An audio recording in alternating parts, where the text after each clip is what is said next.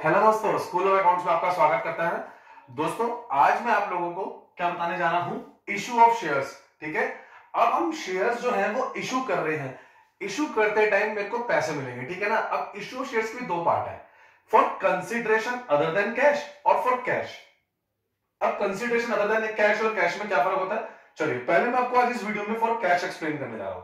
ठीक है, स्टार्ट करते हैं। फॉर एग्जाम्पल, मार्केट में मैंने अपनी कंपनी के नाम से शेयर इशू करे और उसके बदले में मुझे क्या चाहिए, कैश। ठीक है, उसके बदले में मुझे क्या चाहिए, कैश। ठीक है, अगर अब मुझे जो कैश चाहिए है तो वो कैश जब मैं शेयर होल्डर से लूंगा तो उसे मुझे बताना तो पड़ेगा कि मैं आपसे जो पैसे रेस कर रहा हूं, पैसे जो ले रहा हूं, उन पैसों का मैं क्या करूंगा। ठीक है, तो सबसे पहले जब हम कैश में शेयर इशू करते हैं पब्लिक को, तो सबसे पहले हम क्या करते हैं, इशू अ प्रोस्पेक्टस। प्रोस्पेक्टस मैंने आपको अपने स्टार्टिंग में बताया था, फिर बता देता हूं। बेटा, प्रोस्पेक्टस में सारी डिटेल्स हैं कि हम पैसा कहां यूज करेंगे, हमारी कंपनी का फ्यूचर प्लान क्या है, हमारी कंपनी क्या है, हमारी कंपनी के डायरेक्टर्स कौन है, प्रमोटर्स कौन है, सारी डिटेल दी जाती है। ठीक है ना, ताकि शेयर होल्डर का फेथ गेन हो सके और वो हमारी कंपनी में पैसा लगाए। ठीक है दोस्तों, नेक्स्ट, रिसीव द एप्लीकेशन। अब जैसे शेयर होल्डर का फेथ आएगा वो हमें एप्लीकेशन में नहीं भेजेंगे, हमें आपकी कंपनी के इतने शेयर्स चाहिए। ठीक है, इन केस अगर वही 90% minimum subscription clause, in case अगर मुझे 90% शेयर होल्डर के पैसे नहीं आते तो मुझे 15 डेज में पैसे रिफंड करने पड़ेंगे। मैंने आपको प्रीवियस वाली वीडियो में बताया था। ठीक है ना, तो मुझे 90% शेयर होल्डर की हाँ चाहिए कि वो मेरी कंपनी में इंटरेस्ट शो करे और मुझे पैसे दे। जब एप्लीकेशन मनी आएगी और नंबर 90% एप्लीकेशन मनी आ जाएगी या उससे अबव आ जाएगी तो मैं अलॉटमेंट करूंगा शेयर्स की। क्या करूंगा, अलॉटमेंट, शेयर होल्डर को शेयर दे दूंगा। ठीक है, शेयर देना क्या होता है, एक शेयर सर्टिफिकेट होता है, हम वो शेयर होल्डर को देते हैं। Next, to make calls. अब जो बैलेंस अमाउंट होगा मैं उनसे मंगवा लूंगा। सर ये एप्लीकेशन, अलॉटमेंट, कॉल्स क्या होता है बच्चा, एक मिनट में भी स्टार्ट करते हैं, मैं आपको पूरा इंडेप्थ बताऊंगा ये क्या होता है। अच्छा, एक तो ये तरीका हो गया पब्लिक से पैसे उठाने का। एक फॉर एग्जांपल मुझे 100 करोड़ रुपए चाहिए, ठीक है ना, मैं पब्लिक से ना उठा के प्राइवेट प्लेसमेंट करता हूं। अब प्राइवेट प्लेसमेंट होता क्या है, मैं अपने शेयर होल्डर, या ये समझ लो मैं पब्लिक से पैसे नहीं उठा रहा, मैं पब्लिक से पैसे नहीं उठा रहा, तो सर फिर किससे उठा रहे हो पैसे, प्रमोटर जो ऑनर है वो कह रहा है कुछ पैसे मेरे पास है, अराउंड 30-40 करोड़, ठीक है, और कह रहा है कुछ मेरे रिलेटिव दे देंगे 10-20 करोड़, ठीक है, बाकी कितने बचे 50 करोड़। अब वो पैसे या 100 करोड़ या कुछ भी अमाउंट हो, या प्रमोटर खुद दे रहा है या रिलेटिव्स दे रहे हैं, या मैंने म्यूचुअल फंड्स एजेंसीज को अप्रोच किया, फाइनेंशियल इंस्टीट्यूशंस को अप्रोच किया, जैसे एलआईसी वगैरह को अप्रोच किया, ठीक है ना, तो मैं उनसे भी ये पैसे उठा सकता हूं। इसके बदले में अब मैं प्रोस्पेक्टस इशू नहीं करूंगा, क्या इशू करूंगा, statement in lieu of prospectus. Again, statement in lieu of prospectus, एक बार रीड करें। Sometimes the promoter of the company are confident on raising the capital through private source. अब वो किसमें कॉन्फिडेंट है कि यार मैं प्राइवेट सोर्स से पैसा उठा लूंगा। The company does not invite public to subscribe for its shares. अब वो पब्लिक को नहीं बुलाना चाहता सब्सक्रिप्शन के लिए, but make private placement of shares. अब वो प्राइवेट प्लेसमेंट किसको करेगा, प्रमोटर्स को, रिलेटिव्स को, म्यूचुअल फंड्स को, एनआरआईज को, एलआईसी को। ठीक है ना, तो ये सोर्सेज है, मैं इनको अप्रोच करूंगा, ये नहीं श्योरिटी मुझे देंगे, मैं अप्रोच करूंगा, इन्हें बताऊंगा सर मैं ऐसे ऐसे बिजनेस कर रहा हूं, मैं पहले ऐसे बिजनेस करता था, तो फिर से जैसे शेयर होल्डर का फेथ गेन करना, इनका भी मुझे फेथ गेन करना। ठीक है, when the shares are not issued to public, the company need not to issue a prospectus. Instead issuing a prospectus, company issue statement in lieu of prospectus. क्या issue करेंगी, SLP, statement in lieu of prospectus। आ गया बच्चे समझ। अब दोस्तों हम इसके अंदर मैं आपको एंट्रीज कराता हूं, ठीक है ना, जो एंट्रीज इंपॉर्टेंट है वो स्टार्ट करने जा रहे हैं। सर आपने कंसीडरेशन अदर देन कैश तो बताया नहीं है बच्चे, अभी मैं आपको ये टॉपिक कराऊंगा ना नेक्स्ट वीडियो में, तो मैं आपको ब्रीफली एक्सप्लेन करूंगा।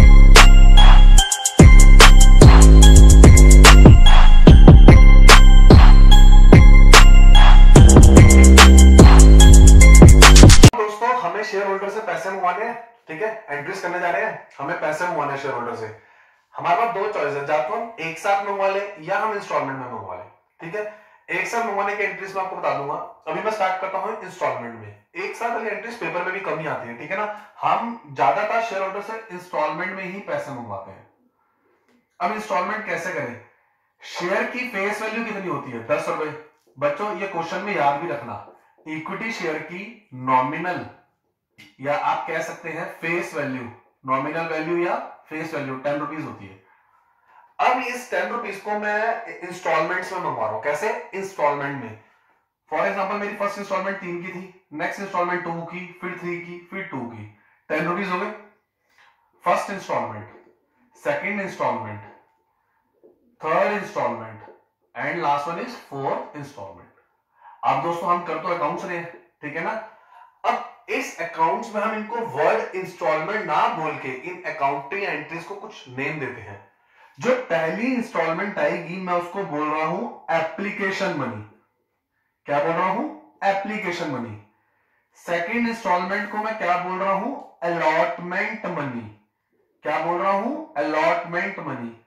थर्ड को मैं बोल रहा हूं फर्स्ट कॉल मनी, ठीक है ना, first call money. And fourth को मैं बोल रहा हूं सेकंड कॉल मनी। ये मैक्सिमम कॉल्स है जो ज्यादातर एक कंपनी मंगवाती है और जो आपके क्वेश्चन भी सबसे ज्यादा इन पे बेस्ड है। अब हम स्टार्ट करते हैं फर्स्ट कॉल से। बैंक पहली एंट्री, इनिशियल लेवल पे पहले मेरे पास पैसा आता है। सबसे पहले शेयर होल्डर मुझे एप्लीकेशन मनी भेजते हैं, देन मैं डिसाइड करता हूं किसको पैसे देने हैं, मतलब किसको शेयर्स देने हैं, किसको शेयर्स नहीं देने हैं। ठीक है दोस्तों, चलिए स्टार्ट करें। सबसे पहला बैंक टू शेयर एप्लीकेशन। बच्चों फॉर्मेट का ना प्लीज ध्यान रखना है। हम लोग ना रफली बनाते हैं ज्यादातर, कि हम इसे रफली क्रिएट कर लेते हैं, एंट्रीज रफली लिख लेते हैं। आप जितना फॉर्मेट में रहोगे ना उतना बढ़िया, वरना फॉर्मेट के 25% मार्क्स है। फॉर एग्जांपल ये 4 मार्क्स का क्वेश्चन है, ठीक है ना, तो 4 मार्क्स का 25%, 1 मार्क्स तो आपका स्टार्टिंग में कट गया। तो ये क्वेश्चन अगर आपका ठीक दिया तो आपको 3 ही मिलेंगे। रीजनिंग फॉर्मेट के 25% मार्क्स है, और फॉर्मेट में नहीं रहेगा तो एग्जामिनर कुछ भी वो सेटिस्फाइड भी नहीं होता कि आपने कितने अनप्रेजेंटेबल वे में किया। तो बैंक टू शेयर एप्लीकेशन आ गई। नेक्स्ट, पहले मुझे मनी क्या होगी? रिसीव होगी, पेड मतलब रिसीव होगी। उसके बाद मैं इस एप्लीकेशन मनी को कैपिटल, शेयर कैपिटल में ट्रांसफर कर दूंगा। शेयर कैपिटल अकाउंट क्रेडिटेड, ठीक है। पहले मुझे मनी रिसीव हुई, फिर मैंने इसको ट्रांसफर कर दिया किसमें? शेयर कैपिटल अकाउंट में। अब पहले पैसा ड्यू होएगा, फिर पैसा पेड होएगा। पहले पैसा ड्यू होएगा, फिर पैसे पेड होंगे। लेकिन फर्स्ट केस में ऐसा नहीं होता। पहले केस में आप एप्लीकेशन मनी भेजते हैं। एप्लीकेशन मनी कैसे आती है? डिमांड ड्राफ्ट या चेक के थ्रू हमारे पास कंपनी का रिसीव होती है, ठीक है। फिर जो भी पैसे रिसीव होते हैं, जो कंपनी अपने पास रख लेती है, मतलब उसको रखना कैसे बोलेंगे, वो शेयर कैपिटल अकाउंट में ट्रांसफर कर देती है। क्लियर है ये दोनों एंट्रीज? नेक्स्ट एंट्री अलॉटमेंट की। Share allotment account debited to share capital. अब शेयर होल्डर को मैंने बोल दिया सर आपके पैसे ड्यू हो गए, उन्हें एक लेटर भेजूंगा, ठीक है ना। अब वो मेरे पैसे मुझे डिमांड ड्राफ्ट या फिर से चेक भेजेंगे। तो bank to share allotment. Next बचा शेयर फर्स्ट कॉल। फिर से अब शेयर फर्स्ट कॉल, अब क्या है? ड्यू किसके है? फर्स्ट कॉल ड्यू है। Share first call to share capital, bank to share first call. पहले ड्यू हो गए, फिर से पैसे रिसीव हो गए। And last one share second call to share capital, bank to share second call. Sir अगर इस एग्जांपल को आप थोड़ा और एक फिगर्स के साथ में बताते तो बढ़िया होता। बिल्कुल बच्चे, अभी बताते हैं। एज्यूम करो 10,000 शेयर्स थे। कितने शेयर्स थे? 10,000 क्या थे? शेयर्स। 10,000 इंटू 3, 30,000, 30,000। पहले पैसे रिसीव हुए, फिर मैंने उसको किसमें ट्रांसफर कर दिया? शेयर कैपिटल अकाउंट में। क्लियर है बच्चा? चलिए नेक्स्ट देखते हैं। 10,000 इंटू 2, ये क्या थी? Second allotment money. पहले पैसे ड्यू हुए, फिर मैंने उसे किसमें कर दिए? ट्रांसफर बैंक अकाउंट में। शेयर होल्डर ने मुझे चेक दिया, मेरे पास पैसे आ गए। Being allotment money due, being allotment money receive, being first call money due, being first call money receive. मेरे पास स्पेस की प्रॉब्लम है, आपने नरेशन जरूर लिखनी है, ठीक है। Next 10,000 into 3, first call money due हो चुकी है, फर्स्ट कॉल मनी रिसीव हो चुकी है। एंड लास्ट वन 2,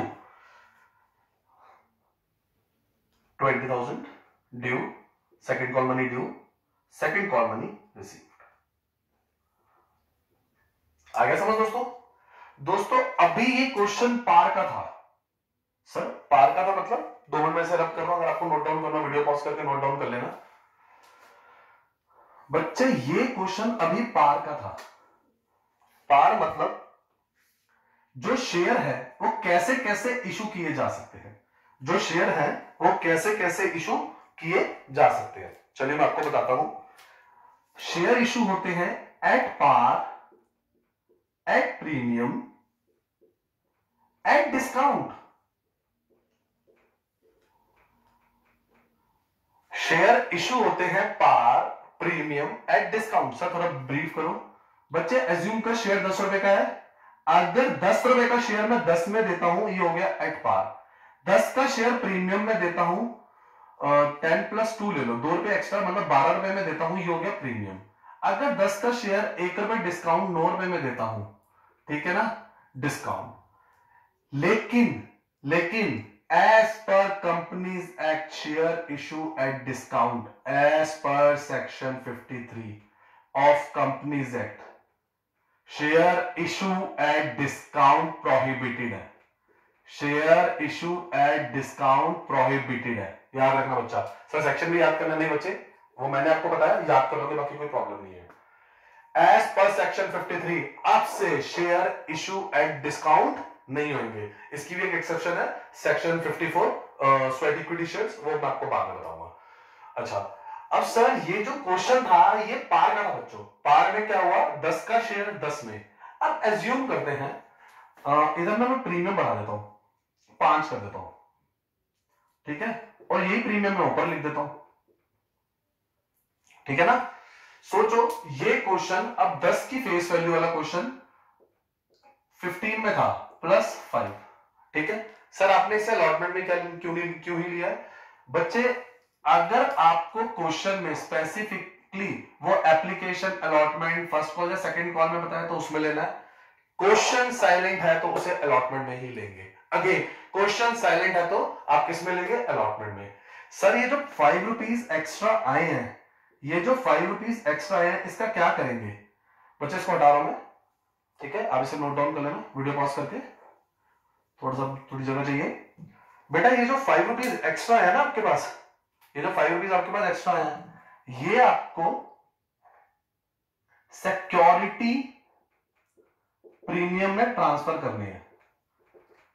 सर इसे सिक्योरिटी प्रीमियम रिजर्व भी बोल सकते हैं। हाँ बच्चे, जब बैलेंस शीट में लिखते हैं तो सिक्योरिटी प्रीमियम रिजर्व होता है, वैसे हम इसे सिक्योरिटी प्रीमियम अकाउंट बोलते हैं। किस में ट्रांसफर करने हैं, सिक्योरिटी प्रीमियम अकाउंट। मैं आपको एक बार करके दिखाता हूं, ठीक है। 1 मिनट के लिए सारी फिगर्स हटा रहा हूं। अब सबसे पहले share allotment to share capital, ठीक है ना, मैंने बताया था भी आपको, अगर कुछ भी मेंशन नहीं है तो उसे अलॉटमेंट में लेंगे, और वैसे भी मैं इसको अभी अलॉटमेंट में ही ले रहा हूं। To security premium, to security premium. अब ये कौन सा केस है, हम प्रीमियम वाला केस कर रहे हैं, बाकी सारा क्वेश्चन सेम ही रहेगा। टू सिक्योरिटी प्रीमियम, ठीक है। 10,000 शेयर थे, 5 रुपए का प्रीमियम था, 2 रुपए का share. 10,000 into 7, 10,000 into 2, 10,000 into 5। Clear है बच्चा? अब इधर आ जाएगा 70,000, 20,000 और 50,000। मेरी कंपनी की फेस वैल्यू अच्छी है, मेरी कंपनी के शेयर्स अच्छे हैं, मेरी कंपनी के एसेट्स अच्छे हैं, जिसकी वजह से मैं अपना शेयर प्रीमियम में इशू कर रहा हूं, एक्स्ट्रा पैसे में इशू कर रहा हूं। क्लियर है? अब total bank to share allotment में कितना आ जाएगा, 70,000, ठीक है ना दोस्तों। चलिए यहां पर हमारा ये क्वेश्चन खत्म होता है। सर अब एक एक्सरसाइज का क्वेश्चन करा दो, टीएस ग्रेवाल की एक एक्सरसाइज का क्वेश्चन उठाते हैं, उसे करते हैं, ठीक है। क्वेश्चन नंबर मैं आपको कराने जा रहा हूं एक्सरसाइज का क्वेश्चन नंबर 7, एक्सरसाइज का क्वेश्चन नंबर 7। बच्चे मैं आप एक बार बुक से नोट कर लेते हैं। चलिए ज्यादा मुश्किल क्वेश्चन नहीं है, सिंपल है। इसके अंदर भी 10,000 शेयर्स थे। कितने शेयर्स है? 10,000। और उसके अंदर क्या लिखा हुआ है? एप्लीकेशन में 20 रुपीज है। अच्छा दोस्तों, इसके अंदर खास बात है इस क्वेश्चन में ना, ये जो शेयर है ना ये 100 का है। ये जो शेयर है ना, ये शेयर कितने का है? 100 का है, ठीक है। अलॉटमेंट है कितने की? 30 की। फर्स्ट कॉल है 30 की और लिखा है 30। सेकंड कॉल भी, फाइनल कॉल 30। कितना हो गया? 30, 60, 90 एंड 110, ठीक है ना? 110 बच्चा, ये 110 ये प्रीमियम का क्वेश्चन नहीं है, पार का क्वेश्चन है 100। चलिए, अब सारा कुछ सेम ही रहेगा सर। अगर ये प्रीमियम का क्वेश्चन ही नहीं है तो बेटा सारा कुछ सेम रहेगा। मैं आपको एक बार करके दिखाता हूं। सारी एंट्री सेम होंगी, बट डिफरेंस क्या आ जाएगा? सिर्फ इसमें डिफरेंस क्या आ जाएगा बच्चा? इसमें प्रीमियम हट जाएगा। और देखिए शेयर से कैसे मल्टीप्लाई करते हैं, ठीक है। मैं आपको एक बार करके दिखा रहा हूं, आपके लिए बहुत इजी हो जाएगा। 10,000 शेयर इंटू 20, 10,000 शेयर इंटू 20 कितना हो गया? 2 lakh. Being application money received, being application money received. बच्चा मेरे पास जगह नहीं है, मैं इसलिए इधर लिख रहा हूं, ये नरेशन इधर आनी चाहिए थी। बीइंग एप्लीकेशन मनी रिसीव्ड वाली इधर। Next 2 lakh, 2 lakh. Question note कर लिया आपने? Being application money transfer to, being application money transfer to share capital account, ठीक है। Being application money transfer to share capital account. 10 lakh लिख लेते बच्चा। अलॉटमेंट मनी का देखेंगे, अलॉटमेंट मनी का देखेंगे। Share allotment to share capital, allotment money थी 30 की, 3 lakh. Being allotment money due, being allotment money receive. Easy लग रहा बच्चे? ठीक है ना?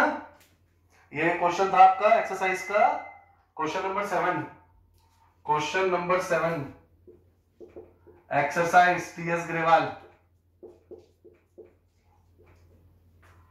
फर्स्ट कॉल 20 की थी सर। ये कैसे आ रहा है बच्चा? 10,000 इंटू 20। मैं आपकी रेफरेंस के लिए लिख रहा हूं, आपने नहीं लिखना पेपर में, आपकी रेफरेंस के लिए लिख रहा हूं बच्चे मैं इधर।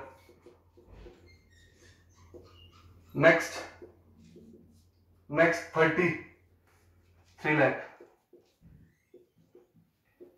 Being first call money due, being first call money receive. आप बुक से भी लिख सकते हैं नरेशंस, थोड़ा चेंज करके लिख लेना। Being money transfer to share capital account, ऐसे करके।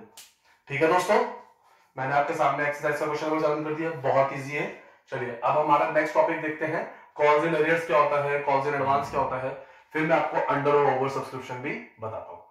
अगर आप तक मेरे चैनल को लाइक एंड सब्सक्राइब नहीं किया तो प्लीज कर लीजिए। Thank you.